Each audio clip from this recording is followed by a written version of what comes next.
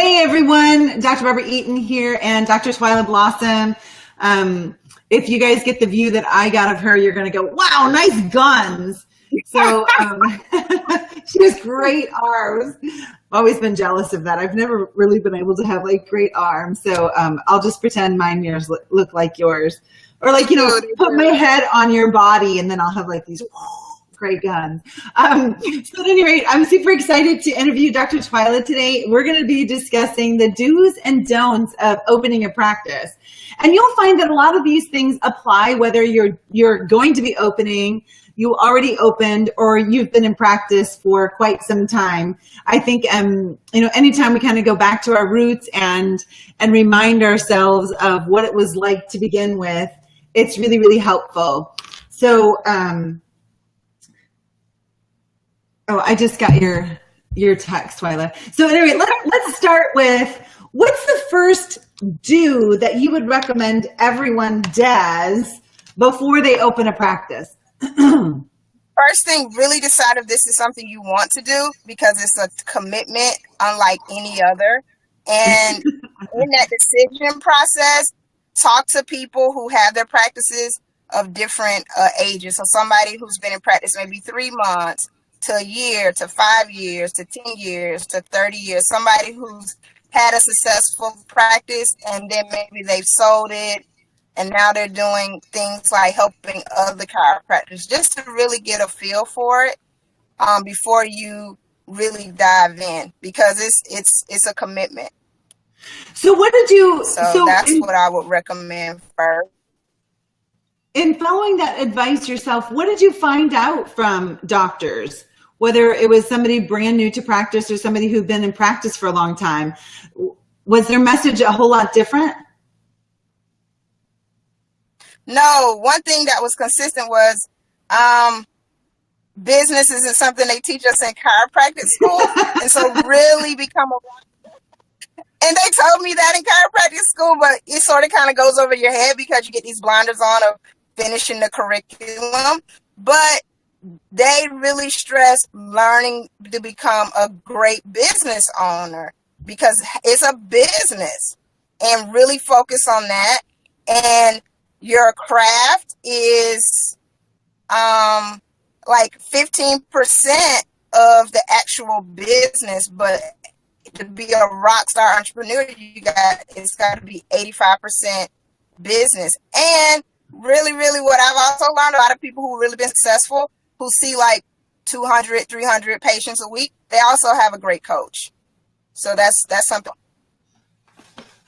Nice. And Dr. Michelle just popped up, hire a coach, a really good one. So do you have any recommendations? You. That's right. And okay. Well, honestly, I have a bias, because you were somebody who was in my same situation as far as having a family, coming straight out of school, wanted to really impact the community. So I would just being totally honest, find a coach that really you resonate with, that's going to help you reach your goals, and who themselves have actually met those goals that you want to achieve and can help you even surpass them, and who is excited about you doing better than what they did, because essentially that's a reflection of them. I totally agree with you. And I think it's so important. I'm glad you brought that up about hiring a coach who resonates with you, because so let's say that you want to achieve, like, I don't know, you want to practice that's I don't know, let me think about it.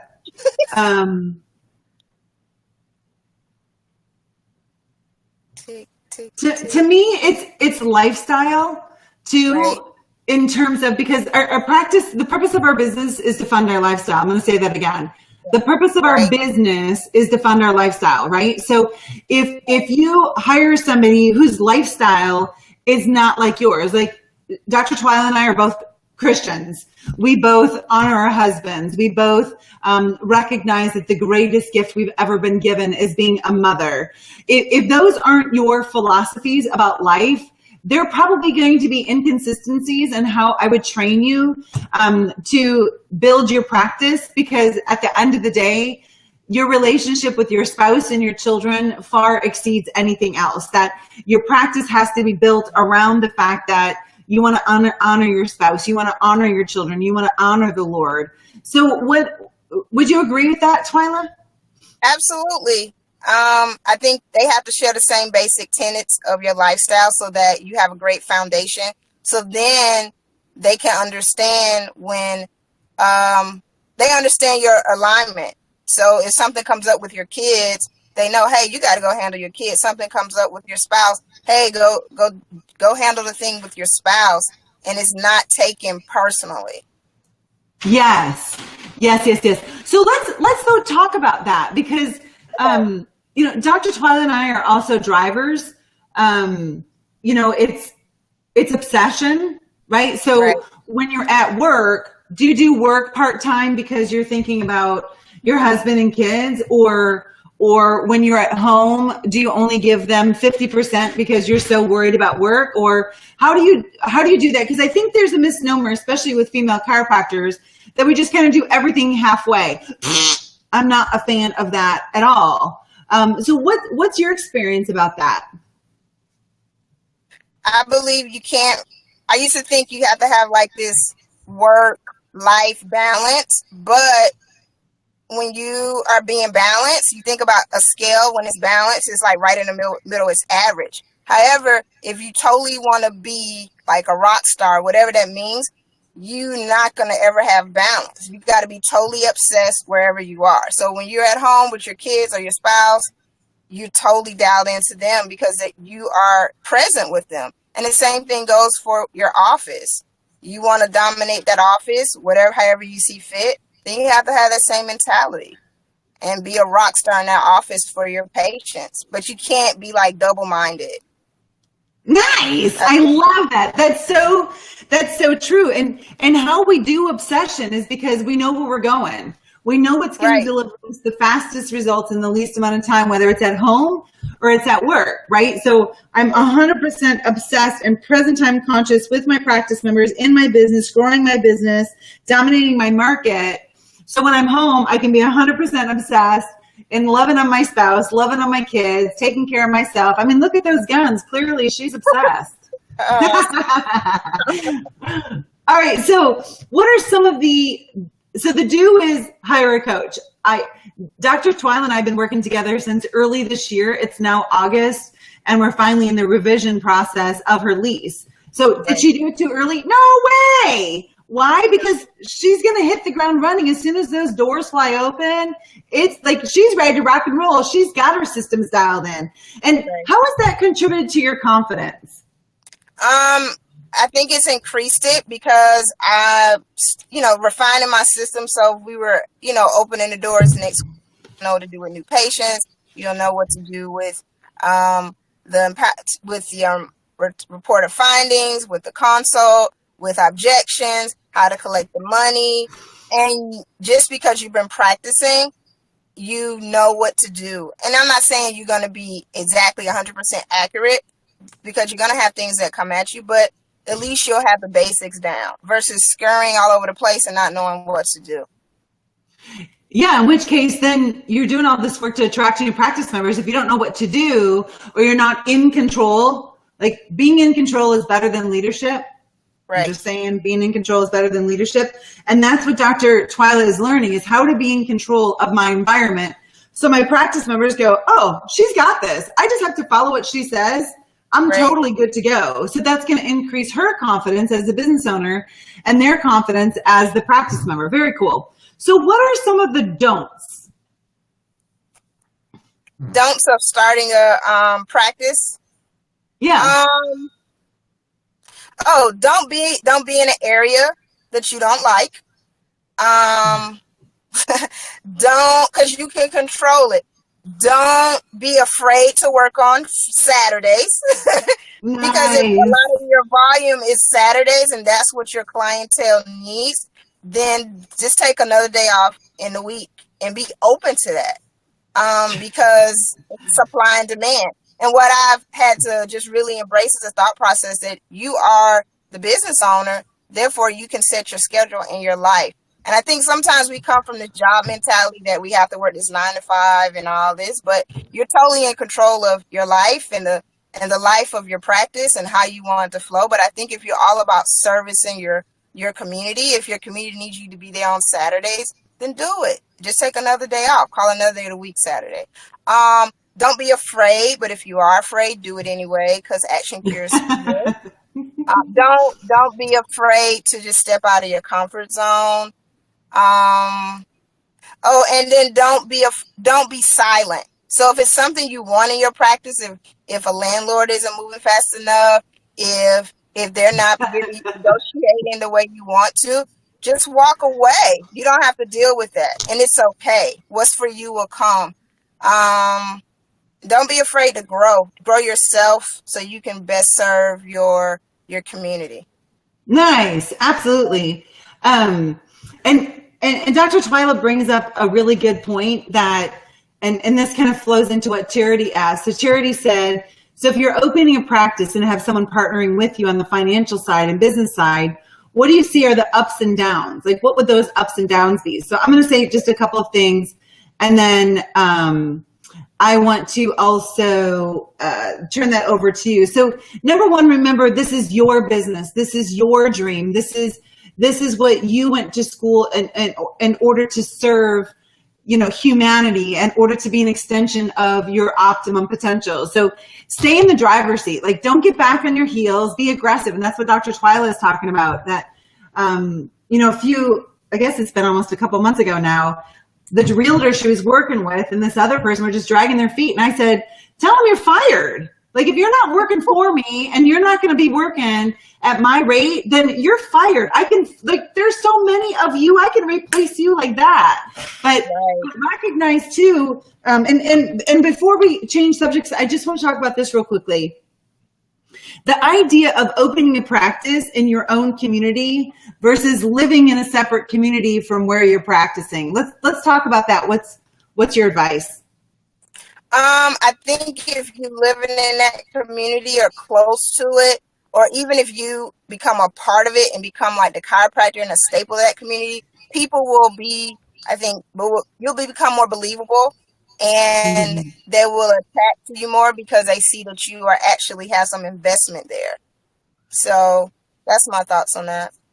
Yeah, I agree. And I think it's way easier to grow a business if you live in that community, because then you're pouring into that community, whether it's where you shop or where your kids are involved or where you're involved. And, you run to the grocery store. I will tell you, you need to plan about double the amount of time you thought it was going to take, because you are going to run into practice members, or you are going to run into joint ventures or joint alliances.